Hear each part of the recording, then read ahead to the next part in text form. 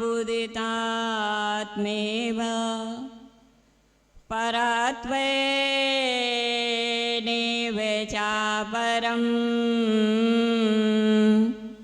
आख्यानन्तिबोधाय तस्मै सकलात्मने नमः। तस्मै सकलात्मने नमः। भव्यों को मिलती शरण जहाँ वह समवशरण कहलाता है। सहस पंच धनु पर नभ में सुरपति ही रचवाता है। स्यादिवाद्यमय अनेकांतमय प्रभु की कीर्ति है वाणी। वंदन अभिनंदन है मेरा स्वीकारो माझी ने वाणी। वंदन अभिनंदन है मेरा स्वीकारो माझी ने वाणी। शांत्यार्जवादि गुणगण सुसाधनम सकल लोकहिते हेतुम शुभधामनिधातारम वंदे धर्मं जिनेन्द्रोक्तम। वंदे धर्मं जिनेन्द्रोक्तम। गुरु माता के अधरों पर सदा मुस्कान स्मृति है। भरा है प्यार का सागर मधुर वाणी भी हित मिटी है। जहाँ पढ़ते चरण इनके जहाँ पढ़ते चरण इनके वही माटी बने चंदन।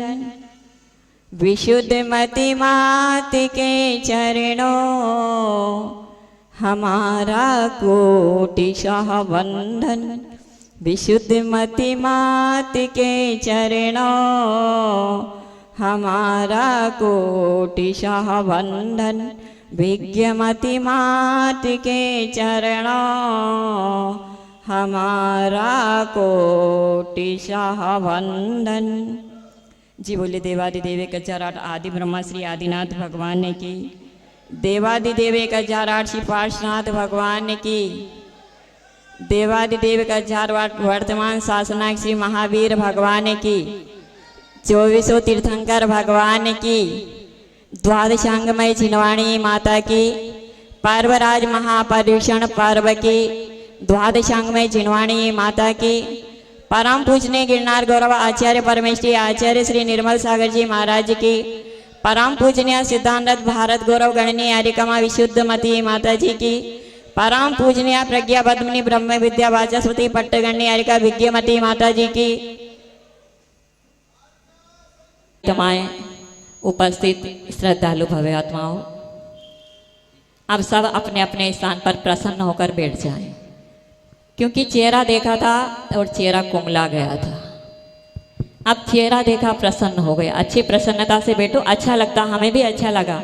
हमने माता जी से निवेदन किया था, माता जी आप चलिए, बोले नहीं कोई बात नहीं है।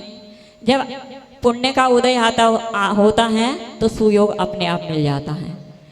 निवेदन किया सब लोगों ने, और माता जी तो सरल स्वभावी हैं, वो सबकी बात मान लेती है। चलिए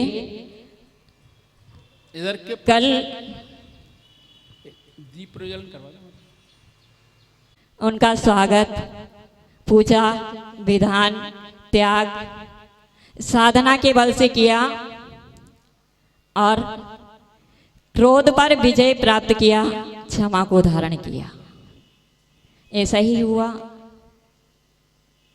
थोड़ा थोड़ा सब चलता है।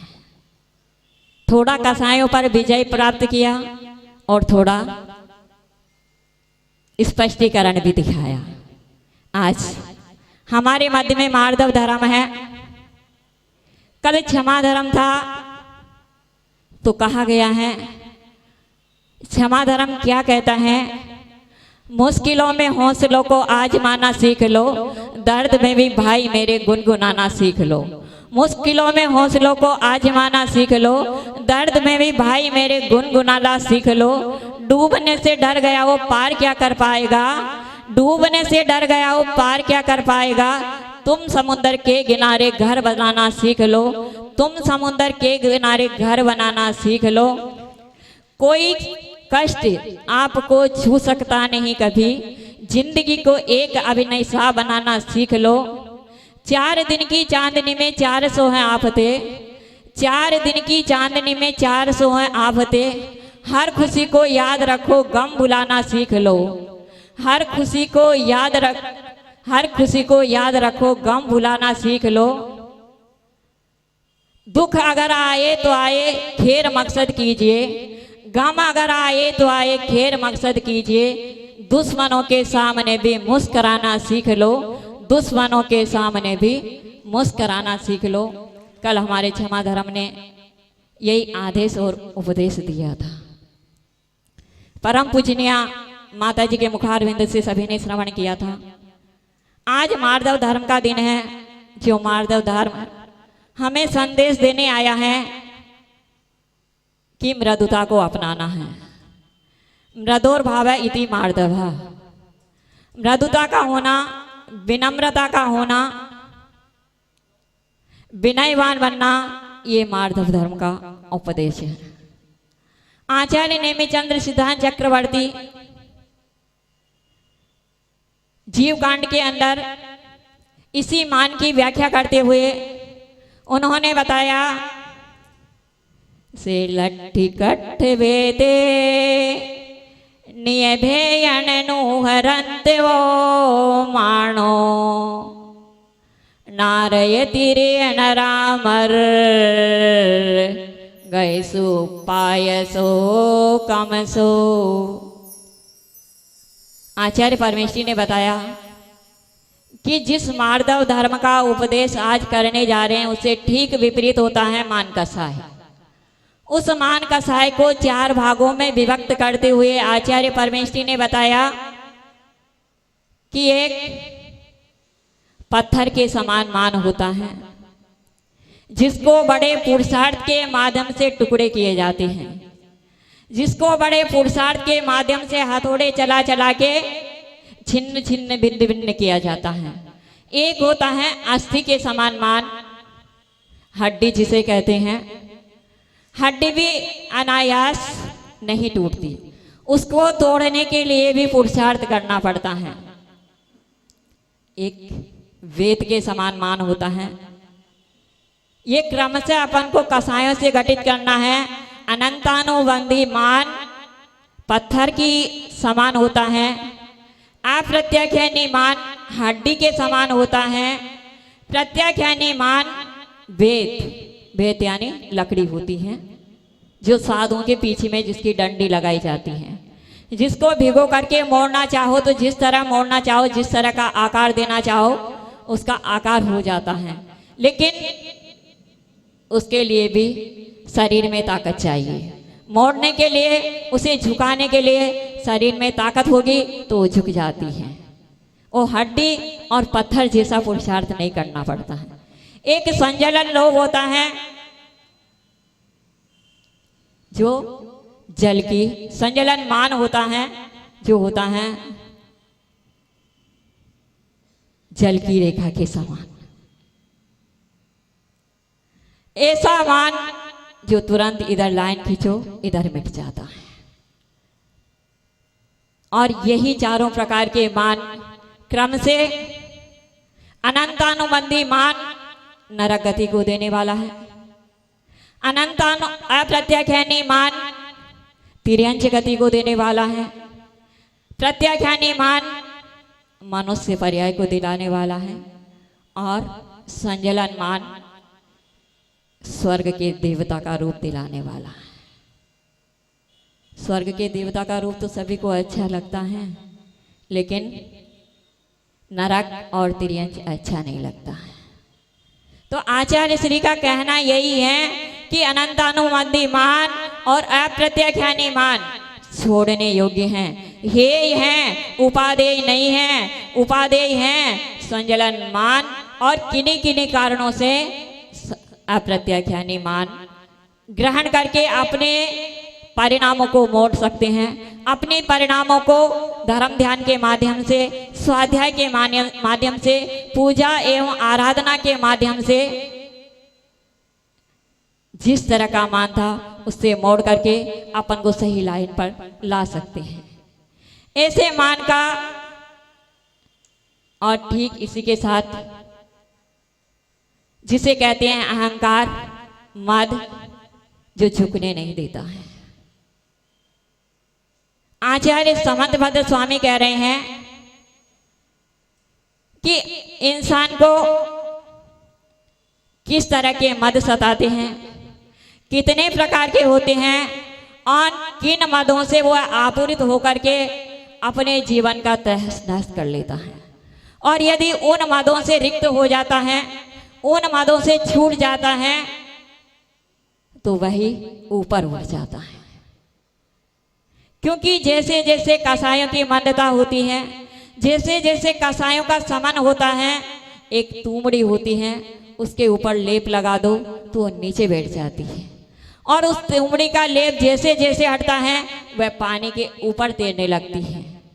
जैसे जैसे कसाएं मंद होती जाती हैं, वैसे वैसे इंसान के अंदर शक्ति प्रकट होने लगती है। और शक्ति प्रकट होते होते इतनी शक्ति प्रकट हो जाती है कि यहाँ से बैठे बैठे 5000 धनुष ऊपर भी जा सकता है।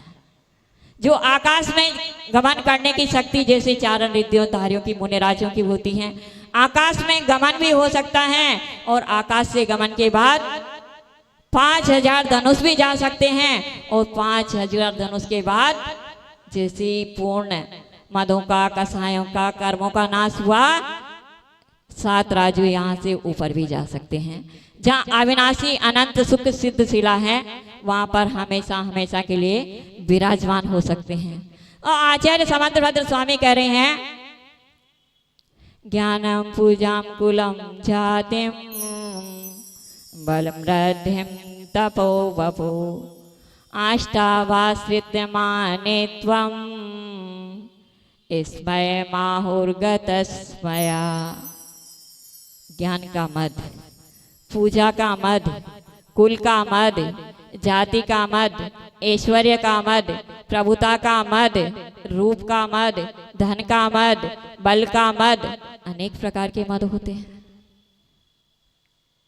जरूरी नहीं है कि 8 मद एक व्यक्ति के पास हो, और जरूरी नहीं है कि 8 मद नहीं हो, ऐसा भी नहीं है। लेकिन किसी न किसी के पास जब तक संसार में बैठे हैं तो लग रहा है कि इन मदों से सामने दिखाई नहीं देता हो, लेकिन कहीं कहीं इन कसायों का उदय चल रहा है। नहीं चाह रहे हैं लेकिन उदय में भी आ सकती है। जान करके उदय में कोई नहीं लाना चाहता हो तो भी उदय में आ सकती हैं। लेकिन हाँ, यदि साक्षात आ रही हैं तो उसका समन करने का पुरुषार्थ अवश्य करना है। आचार्य समंतभद्र स्वामी भी यही कह रहे हैं कि जो इन मदों से रहित होते हैं, ऐसे गणधर देव स्वामी इन मदों का वर्णन करते हैं। और जो इन मदों से रहित हो जाते हैं वह कसायों से पराजित होने का पुरुषार्थ करते हैं। जब बाढ़ आती है, आंधी आती है, तूफान आता है, यद्यपि उर्वरा भूमि में छोटा सा बीज बोया गया है, लेकिन वट वृक्ष का रूप धारण कर लेता है और तन करके खड़ा होता है। जब आंधी आती है, तूफान आता है, तो वह तन करके खड़ा होता है तो धराशायी हो जाता है। और एक नरकुल का पौधा होता है, जैसे जैसे बाढ़ आती जाती है वह अपने आप को जमीन के अंदर लेटाता जाता है, झुकता जाता है। और झुकता इतना झुकता है कि जब तक पानी का बहाव भरपूर रहता है वह पानी की सतह पर रहता है, और जैसे जैसे पानी का बहाव कम हुआ वह ऊपर आ जाता है। समुद्र ने कहा कि बहन नदी, तुम आपने मुझे कुछ भी भेंट नहीं देती हो। तुम्हारे नदी के किनारों पर अनेकों नरकुल के पौधे लगे हुए हैं, बेत के पौधे लगे हुए हैं, लेकिन तुमने कभी मुझे भेंट नहीं दी। तो सरिता ने क्या कहा पता है? सरिता ने कहा, भाई समुद्र, तुम बहुत बड़े हो, विशाल हो, गंभीर हो, तुम सब कुछ जानते हो कि ये नरकुल के पौधे और बेत के पेड़ ऐसे होते हैं कि जैसे जैसे मैं उफान लेती हूँ ये अपने आप मेरे चरणों में झुक जाते हैं। जब ये मेरे चरणों में झुक जाते हैं तो मैं कैसे उखाड़ सकती हूँ इनको?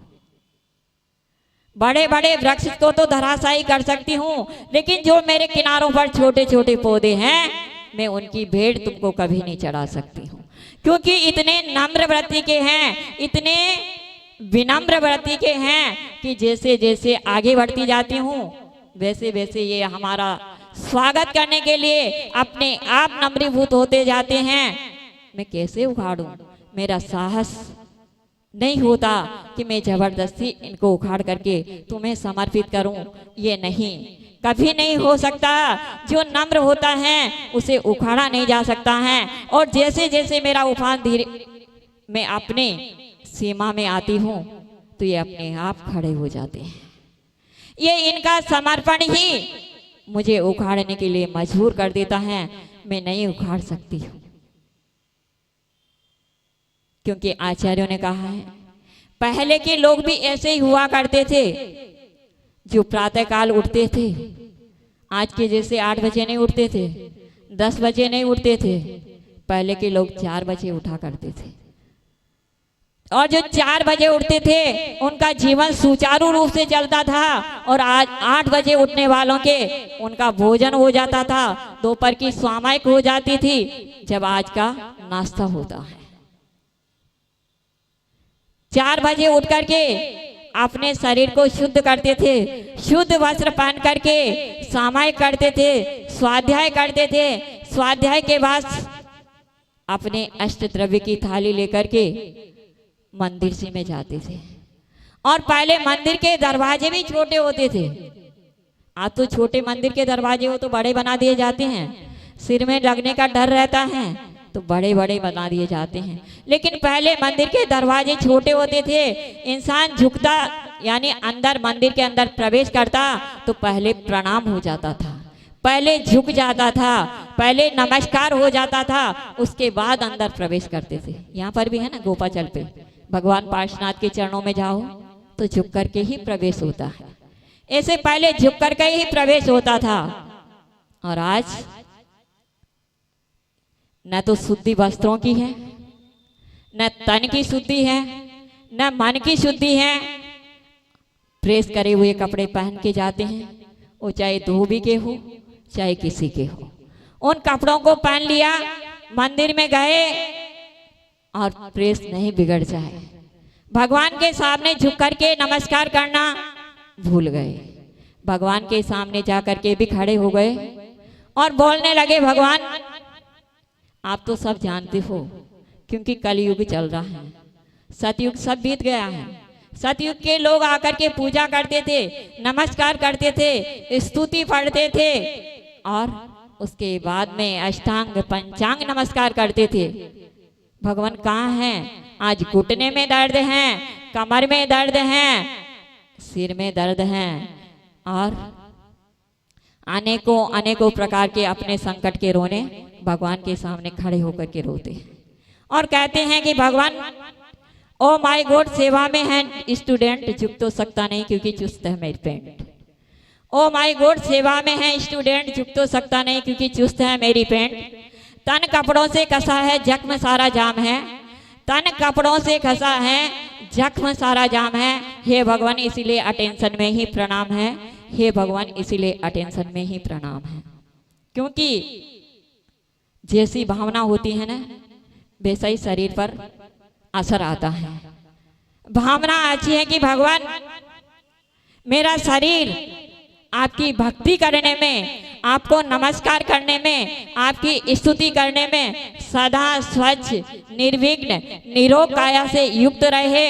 मैं आपकी भक्ति करता रहा हूँ, लेकिन आज भावना ही नहीं है, इसीलिए शरीर बीमार पड़ता है।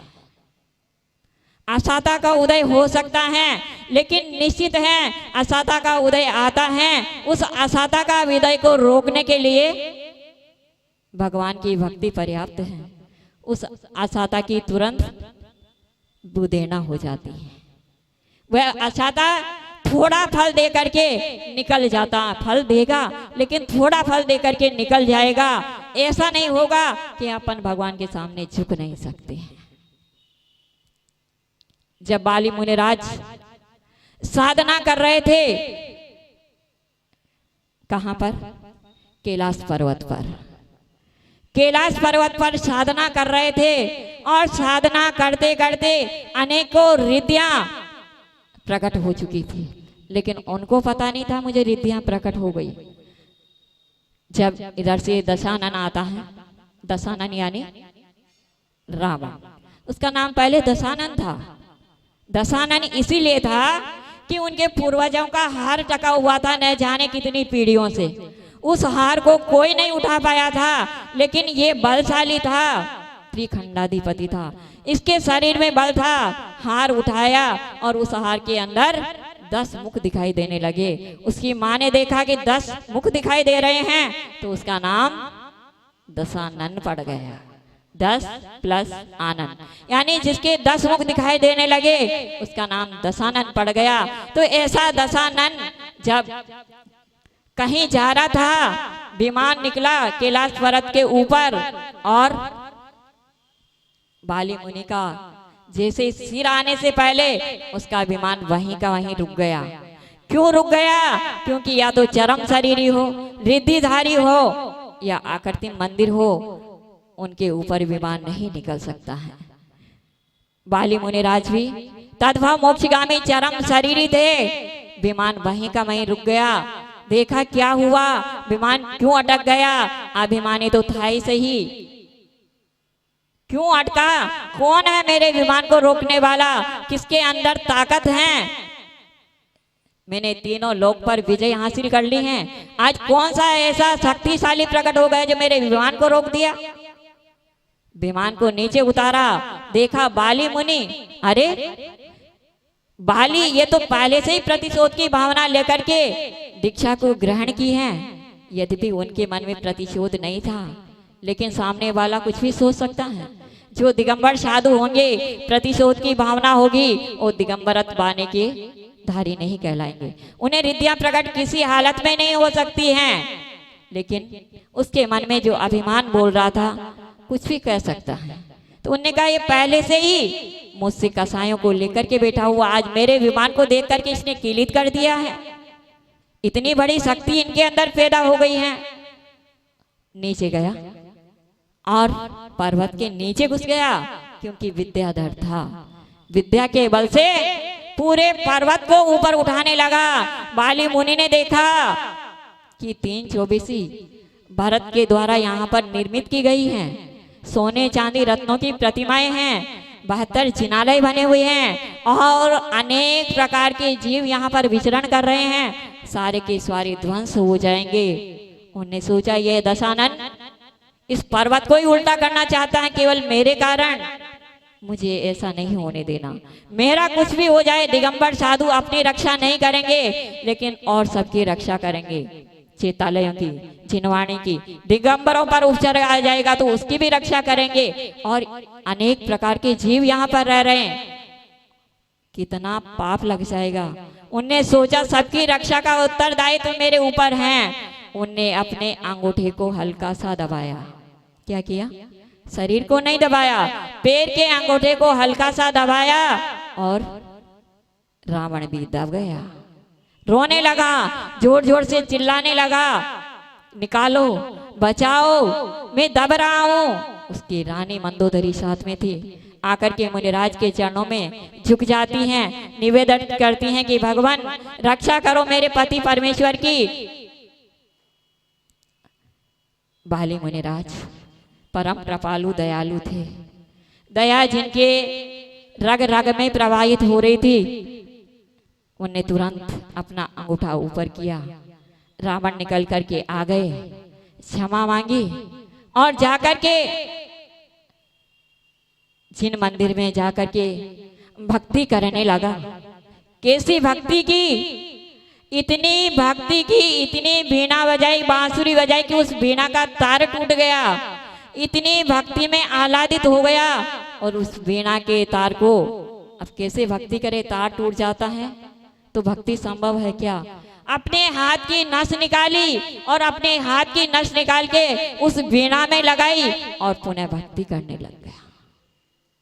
देवता भी प्रसन्न हो गए। उसकी भक्ति को देख करके उसके चरणों में आकर के नमस्कार किया, धन्य है तेरी भक्ति को।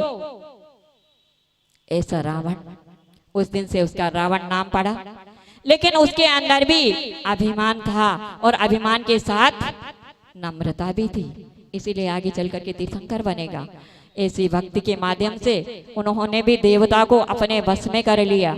आइए, आज मार्दव धर्म का दिन यही कहता है कि अपन भी इस मार्दव धर्म को अपनाएं और इस मार्दव धर्म के साथ अपन मृदुता लाएं, विनयता लाएं और विनयता के साथ साथ ऐसा नहीं करें कि हे मेरे परम पूजनीय बाप कब मरेंगे आप। पिता, पुत्र, भाता, पिता, भाई, जो भी आपसे पूजनीय हैं, बड़े हैं, आदर सम्मान के साथ अपनी विनय दृष्टि बनाएं और देव शास्त्र गुरु के चरणों में समर्पित होते हुए अपने पापों की निरसना करते हुए मार्दव गुण को अपनाएं। इन्हीं भावना के साथ बोले उत्तम मार्दव धर्म की परम पूजनीय सिद्धांत भारत गौरव गणनी आर्यका माँ विशुद्धमती माता जी की, परम पूजनीय पट्टगण्य आर्यका विज्ञमती माता जी की।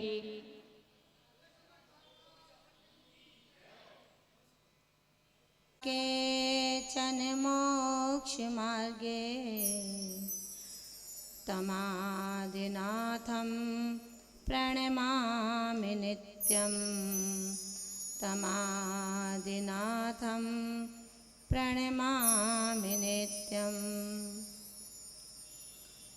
सर्वत्र सद्भाव विशोभमानम्, मानच्युतो जातिमिहाति मानं। तं मार्दवं मानवधर्ममार्यं प्रार्थं प्रवन्दे सतधा प्रभक्त्या, प्रार्थं प्रवन्दे श्रद्धा प्रभक्त्या।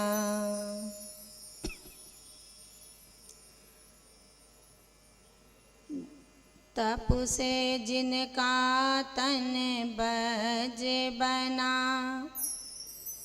मन से करुणा की धारी हैं। इंद्रियों पर संयम रखती, योगों की बनी पुजारी हैं। राग द्वेष को जीत रही जो, संयम समता के द्वारा हैं।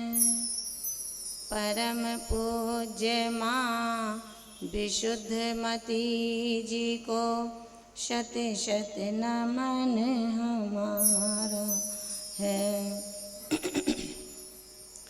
परम पूज्य गुरु विशुद्धमती जी को शत शत नमन हमारा है।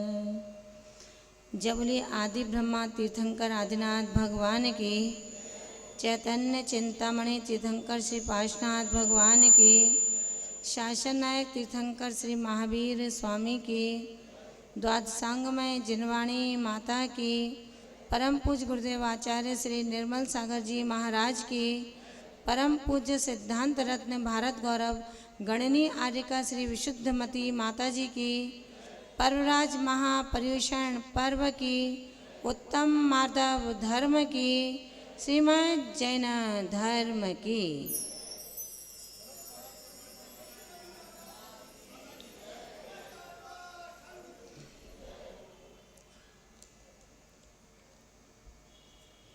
मार्गदर्शिका परम पूज्य सिद्धांत रत्न भारत गौरव गणनी आर्यका श्री विशुद्धमती माता जी के श्री चरणों में वंदना में निवेदित करती हूँ। मंचासीन स्नेही आर्यकर वृंद, छुल्लिका वृंद, उपस्थित धर्म जिज्ञासु सम्यक ज्ञानी भव्यात्माओं,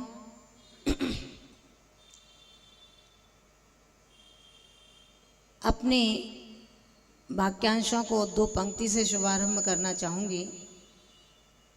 समय 10:11 का पूरा हो चुका है। फिर भी आप सबके भ्रम को निकालना चाहूँगी 2 पंक्तियों के माध्यम से। हम तो कब हो नने जे घर आए, हम तो कब हो नने जे घर आए, पर घर फिरत बहुत दिन बीते,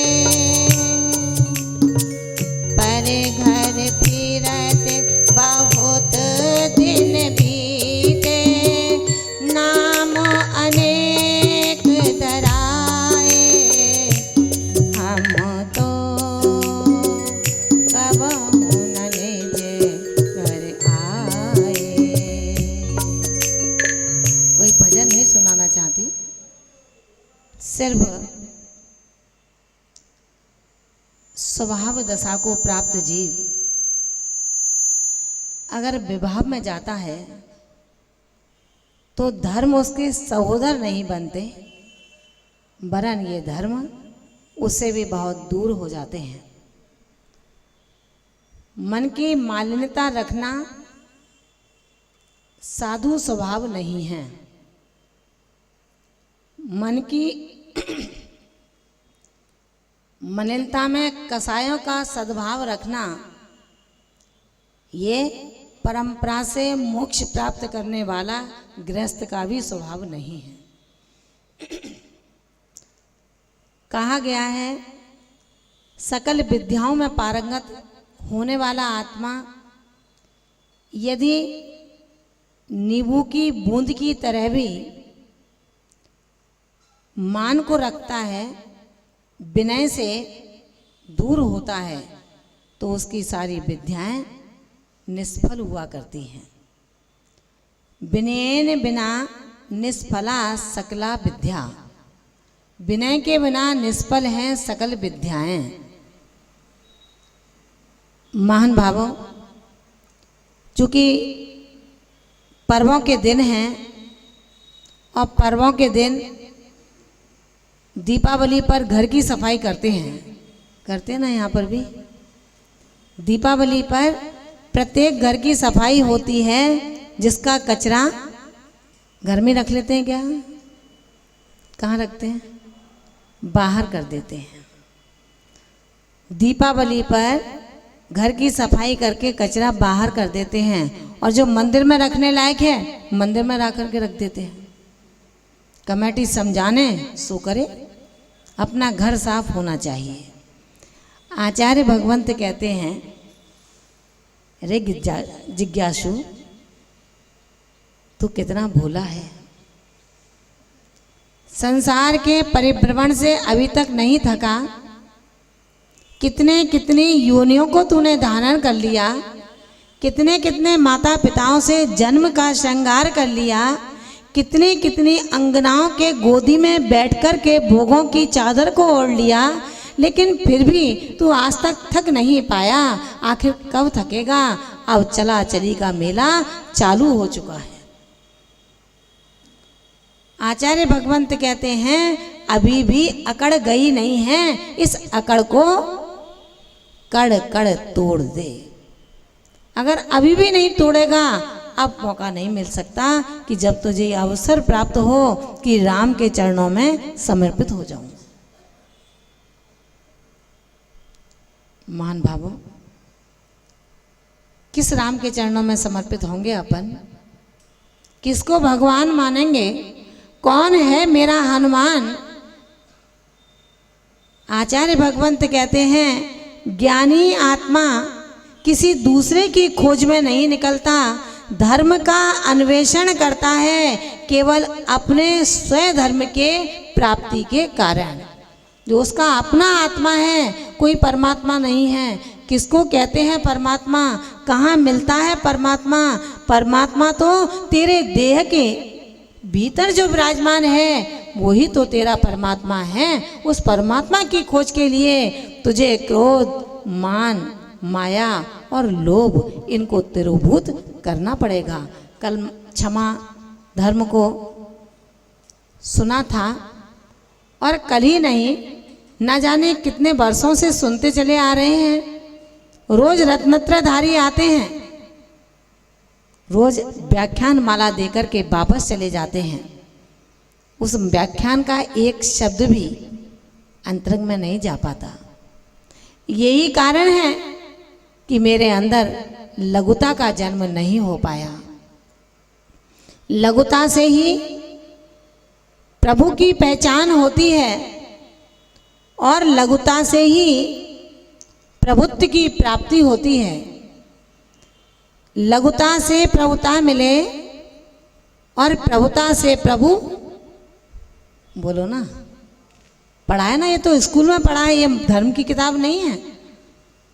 ये तो हम तुलसीदास कबीरदास जी को पढ़ रहे हैं, सुमित्रा नंदन पंत को पढ़ते हैं, जो आपने अपने बाल अवस्था में पढ़ाई की होगी।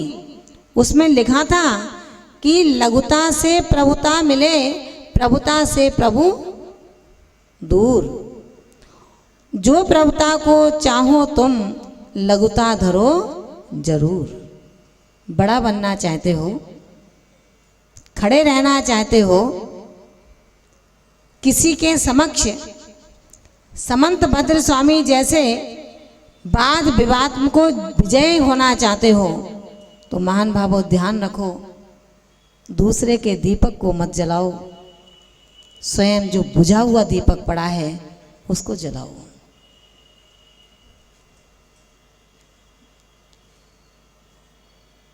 क्या करें पत्थर अहम का गलता नहीं। बहुत कुछ ज़्यादा नहीं बोलूँगी, समय के अनुसार बोलूँगी। क्या करें पत्थर अहम का गलता नहीं, लाखों दिए जलते मगर अपना दिया जलता नहीं।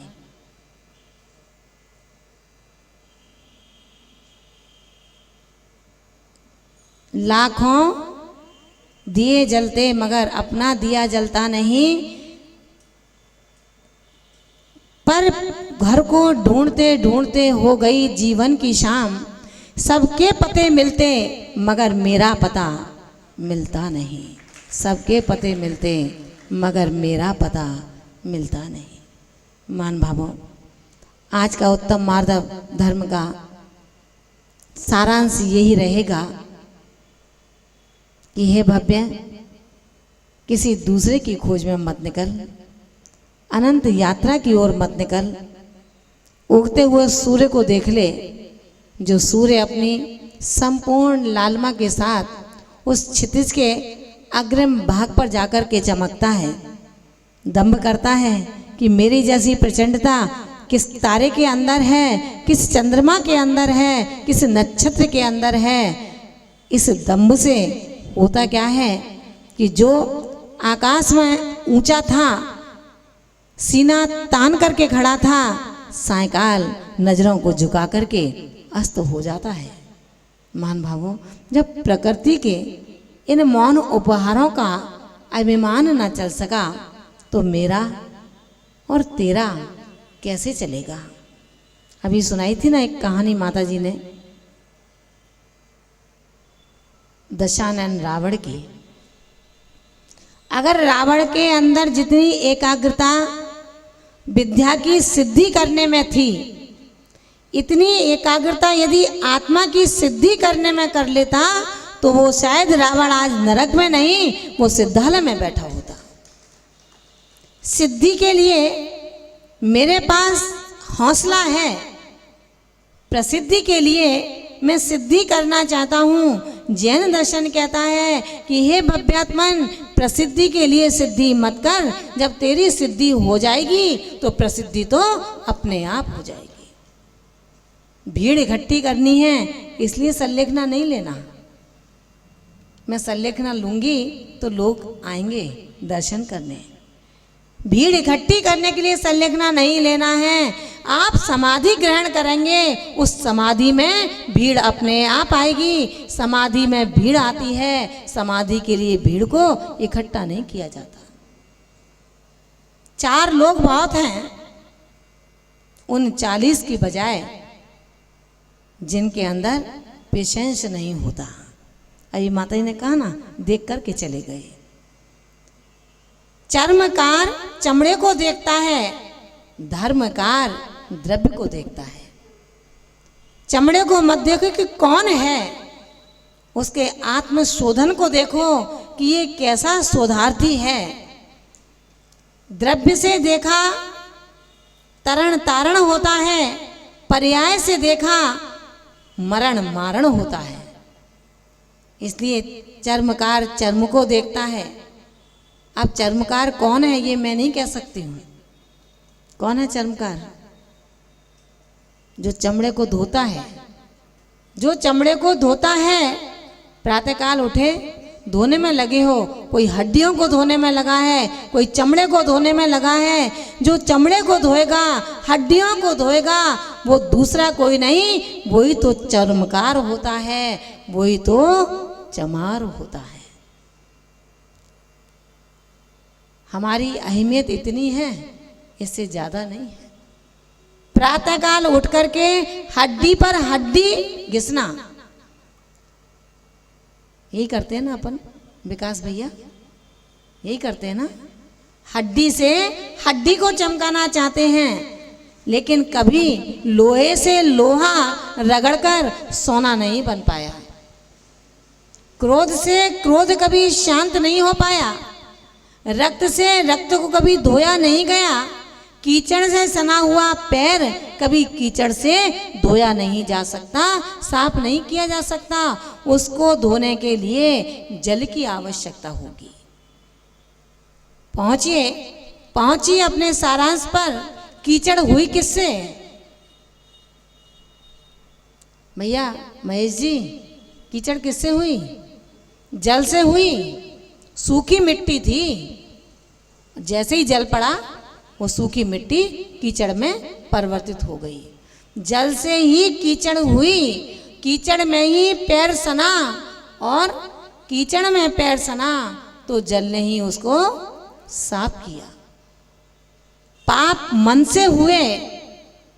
मन ने कहा कि बेटा कहाँ जा रहा है? मंदिर जाने की उम्र नहीं है, ये उम्र तो मधुशाला में जाने की है।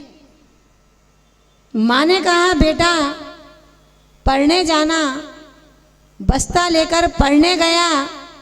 मन ने कहा कि अरे क्या करूँगा पढ़ के, मेरा दोस्त है ना वो रोज मौज मस्ती करता है। शरीर ने कहा भूख लगी है। माँ ने कहा बेटा भोजन कर लो। भोजन आया, उसमें दाल और रोटी थी। क्या थी? दाल और रोटी थी। मन ने कहा कि नहीं, ये भोजन नहीं करना, मुझे तो पूड़ी चाहिए, पराठे चाहिए, और जो बढ़िया डिश रेडीमेड है वो चाहिए, माँ की हाथ की नहीं चाहिए। आचार्य भगवंत कहते हैं तू मन से ही बंधता है और मन से ही खुलता है। तेरा तपस्या का जब मन होगा तो मन से तपस्या करेगा, तन से तपस्या नहीं होती है। त्याग जब करने की भावना होगी तो द्रव्य का त्याग नहीं होता, मन का त्याग होता है।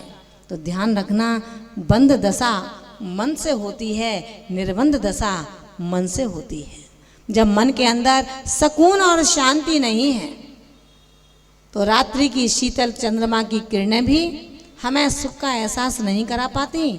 और जब मन के अंदर शांति है, परिवार के अंदर सुकून है, स्वधर्म की व्याख्याएं चल रही हों, स्वधर्म की व्याख्याएं मेरे कर्ण रंध्रों को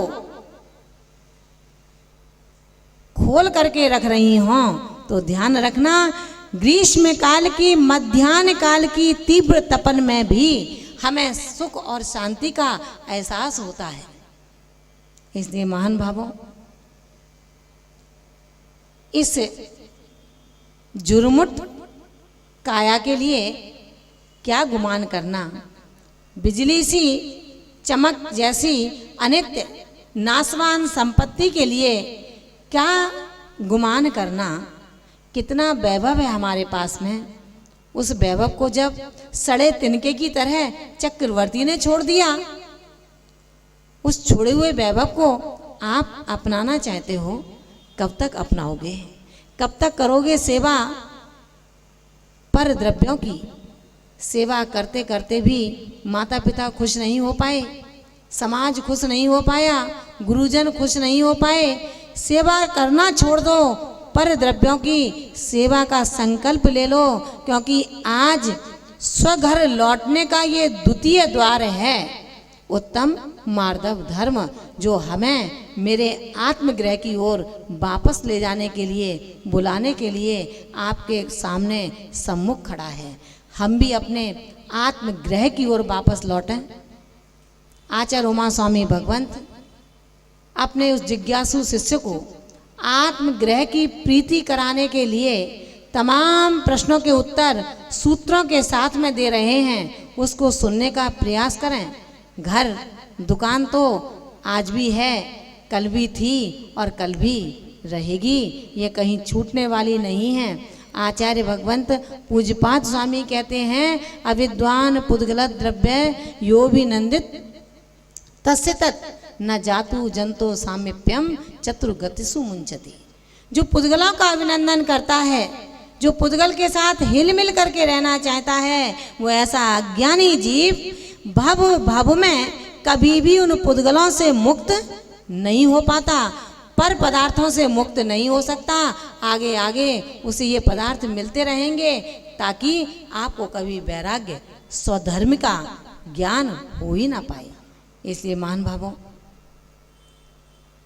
बहुत ही सुंदर भावनाओं के साथ आप अपना पूजन धर्म ध्यान करिए।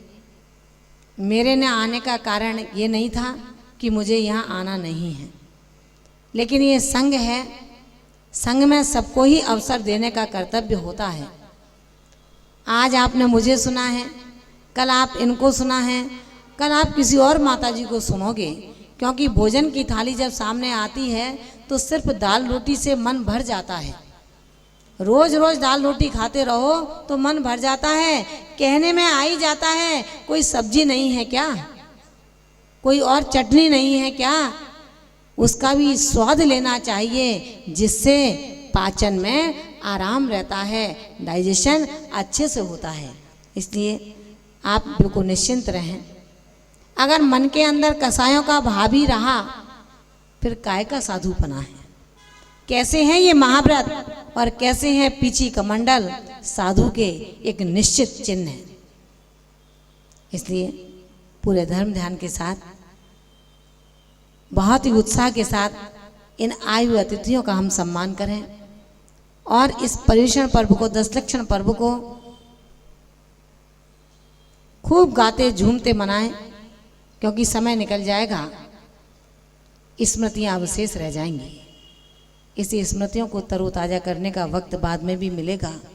सारे कार्यों को छोड़ें, सुबह से लेकर शाम तक आपके लिए यहाँ धर्म की गंगा बहाई जा रही है। तत्वार सूत्र के वाचन में भी आने का मन बनाना, शायद आपको सुनकर के अच्छा लगेगा। ये ना घबराएं कि 2 घंटे लगते हैं, 2 घंटे में 33 सूत्र हो गए, ये भी बहुत बड़ी बात है। आज कितने सूत्र हैं? 53 सूत्र हैं। 53 सूत्रों को हम समझेंगे कि मेरा मरण कैसे होता है, मैं किन भावों में जीता हूँ, जीव के भाव कौन से होते हैं, ये भावों का प्रभाव और इन भावों का सद्भाव मेरे आत्म प्रदेशों में किस प्रकार का होता है, गतियाँ कितनी हैं, कौन सी गति से मेरा मरण हुआ है और अब कौन सी गति से मेरा मरण होगा। इन सब सूत्रों के माध्यम से आपके यहाँ पर उमा स्वामी महाराज पधारेंगे ठीक 2:05 पर। उन्हीं के साथ में उनका शिष्य दैयाक ब्राह्मण जो पूरी लघुता के साथ विनय के साथ विराजमान होगा, उसको भी आपको दर्शन करने का अवसर प्राप्त होगा। इन सबको आप समझें। 10 लक्षण पर्व की शुभ घड़ी आई। मैं गीत नहीं गा रही हूँ, केवल आपके मन के अंदर जो वेदना है उस वेदना को निकालना चाहती हूँ। वेदित ना हो, उत्साहित होकर के काम करें। 10 लक्षण पर्व की शुभ घड़ी आई, काम क्रोध मद लोभ छोड़ आत्म की कर लो सफाई। 10 लक्षण पर्व की। मैं गीत नहीं सुना रही। काम को, क्रोध को, मान को, माया को, लोभ को, अहंकार को, सबको छोड़ करके अभी मुझे अपनी स्वयं की प्रतीति करनी है। ये 10 दिन इसके लिए हैं। उसके बाद फिर जहाँ थे वहीं पहुँच जाएंगे, क्योंकि ये मेरा विभाव चल रहा है। इन्हीं भावनाओं के साथ में हम अपने अंदर समर्पण की भावना बनाएं, विनय की भावना बनाएं, एक दूसरे को गले में गले लगाकर एक दूसरे को सम्मान दे करके हम इस धर्म की 10 दिनों को कितना सुखद और सुंदर बना सकते हैं। बस इन्हीं भावनाओं के साथ में दोनों हाथों को यदि लेकर के आए हैं तो हाथों को ऊंचा करेंगे। आप सबके लिए कामना प्रार्थना करती हूँ, वो परमात्मा आप सबको असीम सौंदर्यता, चिरंजीवता, आरोग्यता और समृद्धता देता हुआ आपके इन 10 दिनों को अजर अमर कर दे, नए इतिहास को स्वर्णांकित कर दे। इन्हीं भावनाओं के साथ दोनों हाथों को एक बार ऊंचा करेंगे। जब बोले तीर्थंकर पार्श्वनाथ भगवान की, पर्वराज महापर्युषण पर्व की, उत्तम मार्दव धर्म की, परम पूज्य सिद्धांत रत्न भारत गौरव गणनी आर्यका श्री विशुद्धमती माता जी की।